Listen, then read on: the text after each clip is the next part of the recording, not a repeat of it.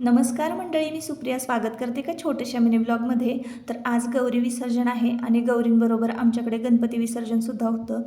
तर ना आता गौरींची आरती झाली, गणपती बाप्पांची सुद्धा आरती झाली आणि त्यानंतर आता इथं आम्ही लक्ष्मी घ्यायला बसलो आहोत.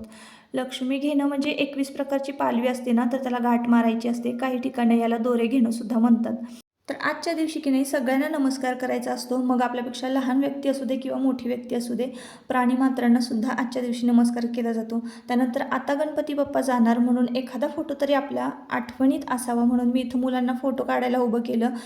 आणि 2 मिनिटातच काय झालं काय माहिती, दोघांची हाणामारी चालू झाली. तर असंच असतं बघा वातावरण आमच्याकडे कधी-कधी. आणि शेवटी मी मध्यस्थ करून एक छानसा फोटो क्लिक केला आणि मग त्यानंतर लगेच इकडे मोदक तयार करायला आले. केळीचं पान मी घ्यायला गेले होते, त्यानंतर स्वच्छ धुवून छान पुसून घेतलं आणि मोदक इथे आपले तयार झालेले आहेत.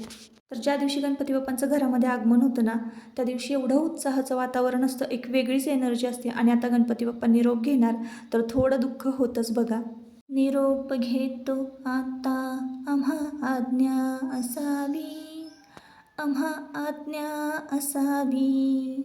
चुकले आमचे काही, चुकले आमचे काही, देवा क्षमा असावी.